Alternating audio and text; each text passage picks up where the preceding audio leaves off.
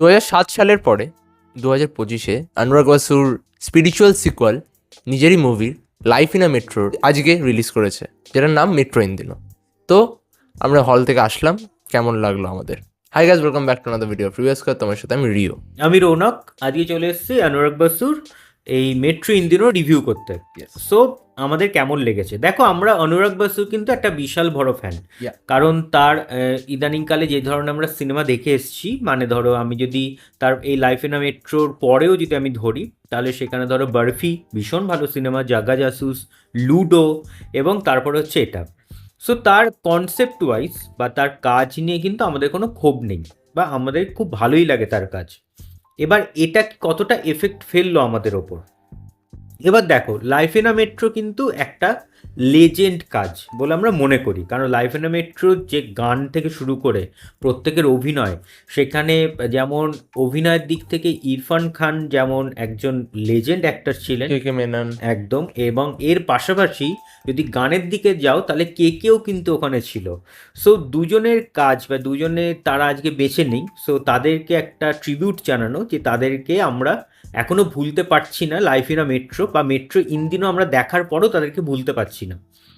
So metro ইন্দিনও কী হলো, basically যেটা ঘটলো সেটা হলো হচ্ছে যে, যদি আমি কনসেপ্ট ওয়াইজ বলি, যে গল্পটা সেই একই গল্প যেটা ছিল তখন লাইফ ইন আ মেট্রোতে, যে একটা রিলেশনশিপ নিয়ে গল্প। সেখানে এক একটা স্তরের বা এক একটা এজের এক একটা রিলেশনশিপ, একটা বয়স্ক রিলেশনশিপ যেখানে তারা বেরিয়ে আসতে চাইছে, বা একটা নতুন করে তারা ফ্যামিলি তৈরি করতে চাইছে, নতুন জীবন শুরু করতে চাইছে, এই রকম নিয়ে গল্প। যেটা তখন 2007 সালে কিন্তু ভীষণ রেলিভেন্ট ছিল, কারণ সেটা রিলেটিভিটি ছিল তখনকার যুগের সাথে। এবং তখন একটা ভীষণ পজিটিভ দিক ছিল যে তখন কিন্তু সোশ্যাল মিডিয়া অতভাবে ফ্লারিশ করেনি, বা এই কনসেপ্টগুলো কিন্তু আমাদের কাছে খুব নতুন ছিল। এবং ওটিটি বলতে যে কনসেপ্টটা, সেটাতে কিন্তু মানুষ এত ঘরে বসে সিনেমা দেখতো না। কিন্তু 2025 সালে দাঁড়িয়ে যেটা হয়েছে, এই মেট্রো ইন্দিরা দেখার পর মনে হলো কনসেপ্টটা এমন যে যেটাকে তুমি হরদম দেখতে পাচ্ছ, এমন কিছু নয় তুমি নতুন কিছু দেখে এলে বা শিখে এলে। সো এটা একটা আমাদের ডিসঅ্যাডভান্টেজ লেগেছে এখানে। সেকেন্ড যেটা ডিসঅ্যাডভান্টেজের মধ্যে রাখবো, আগে আমি ডিসঅ্যাডভান্টেজগুলো বলে নিই, দেন অ্যাডভান্টেজে আসবো। ডিসঅ্যাডভান্টেজের সেকেন্ড পয়েন্ট হচ্ছে যে এটা ডিউরেশন, প্রায় 2 hours 40 minutes কাছাকাছি ডিউরেশন। সো এটা হিউজ। এবং একটা কি হয়, ধরো পুষ্পা বা ছাবা বলো, এই ধরনের সিনেমাগুলো যেহেতু একটা বিগ বাজেট কমার্শিয়াল সিনেমা, তাই তোমাকে হলের মধ্যে বসিয়ে রাখবে, তুমি সেখানে ডাই ডাই করে মারধর সমস্ত কিছু তুমি এনজয় করতে পারবে। কিন্তু এই মেট্রো ইঞ্জিনের মতন সিনেমাগুলো কোথাও যেন গিয়ে একটা মনে হয় যে তোমার কোনো একটা সার্টেন টাইমে বা সেকেন্ড হাফের পর থেকে তোমার একটু বোর হতে শুরু করবে, তুমি তোমার মনে হবে যে কখন এটা শেষ হবে। মানে এতটা স্ট্রেচড একটা স্ক্রিন প্লেট হিসেবে লেখা হয়েছে এটাকে, যেটা কিন্তু একটা ভীষণ ডিসঅ্যাডভান্টেজ। এবং এর পাশাপাশি যেটা রাখার অ্যাডভান্টেজের মধ্যে, যেটা ফার্স্ট আমি অ্যাডভান্টেজে রাখবো, সেটা হলো হচ্ছে প্রত্যেকের অভিনয়। অভিনয় বলতে এখানে পার্টিকুলার আমি নাম বলে দিচ্ছি, সেটা হলো অনুপম খের এবং তার সাথে নীনা গুপ্তা। অসাধারণ কাজ, অসাধারণ কাজ হয়েছে।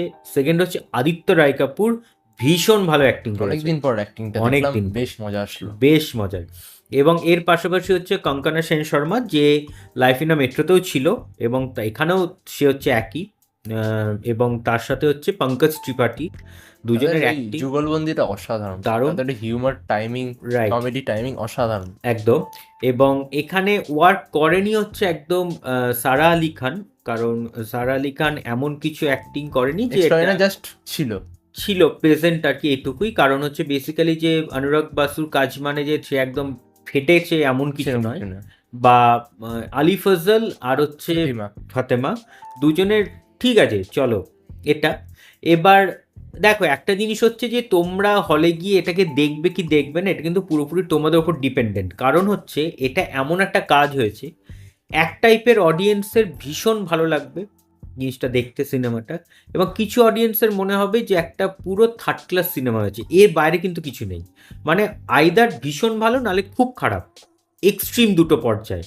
এমন নয় যে বা মোটামুটি চলে যাচ্ছে, ঠিক আছে একবার গিয়ে দেখো, এরম টাইপের নয়। সো আমি এটাকে, আমরা এটাকে এবার পুরোটাই ছেড়ে দিলাম তোমাদের ওপর, তোমরা গিয়ে দেখবে কি দেখবে দেখবে না। কারণ যেহেতু গান নিয়ে কনসেপ্ট, এবং গান কিন্তু এখানে একটা বিশাল বড় ফ্যাক্টর। গান মানে এই গান নয়, মিউজিক, এবং যেটা হচ্ছে প্রীতমদার এখানে মিউজিক, সেখানেও কিন্তু একটা লাইফ ইন আ মেট্রো তো প্রীতমদার ভীষণ ভালো একটা মিউজিক, এবং যেগুলো এখনও কিন্তু ভীষণ রেলিভেন্ট আমাদের। সো এইখানেও গানগুলো খুব ভালো। এখানে অরিজিৎ সিং এর প্রচুর গান রয়েছে, যেগুলো তার মধ্যে জামানা লাগেটা তো ভীষণই হিট একটা গান। সো সেটা আমার ভীষণই ভালো লেগেছে পার্সোনালি। সো সত্যি কথা বলতে কি, গান এখানে ভীষণ বড় ফ্যাক্টর, এবং গান এই স্ক্রিন প্লের সাথে কিন্তু চলছে একসাথে। এবং সেখানে ফোর্থ ওয়াল ব্রেক করে তাদের যে ব্যান্ড, প্রীতমের যে ব্যান্ড টিম রয়েছে, তাদেরকে নিয়ে একটা তোমার গল্প আগাচ্ছে গানের সাথে সাথে। মানে গান যেরকম হবে, যেমন আমরা যদি বলি হীরক রাজার দেশে যে সিনেমাতে সত্যজিৎ রায় যখন সেখানে গানের মাধ্যমে যে কথাগুলো চলতো, ঠিক এখানেও সেম একই স্ট্র্যাটেজি ফলো করে করা হয়েছে, এবং তোমার দেখতে ভালো লাগবে। কিন্তু সেটা ফার্স্ট হাফ। সেকেন্ড হাফ থেকে তোমার মনে হবে যে না, তুমি সেম একই জিনিসে ঘুরছো, তোমাকে ঘোরানো হচ্ছে। কারণ কোনো একটা জায়গায় গিয়ে তোমার একটু বোর ফিল হবে, তোমার ভালো লাগবে না। ওই জন্যই বললাম যে আইদার ভীষণ ভালো লাগবে, নাহলে ভীষণই খারাপ লাগবে এটা। সো এই ছিল হচ্ছে আজকে মেট্রো ইন দিনো মুভি রিভিউ। ভালো লাইক করে, শেয়ার করো, এবং চ্যানেলটা সাবস্ক্রাইব করে দিও। কেমন লাগছে সেটা কিন্তু কমেন্টসে জানাতে ভুলো না। সো ভালো থাকবেন, সুস্থ থাকবেন এবং সিনেমা দেখবেন আমাদের চোখ দিয়ে। Thank you.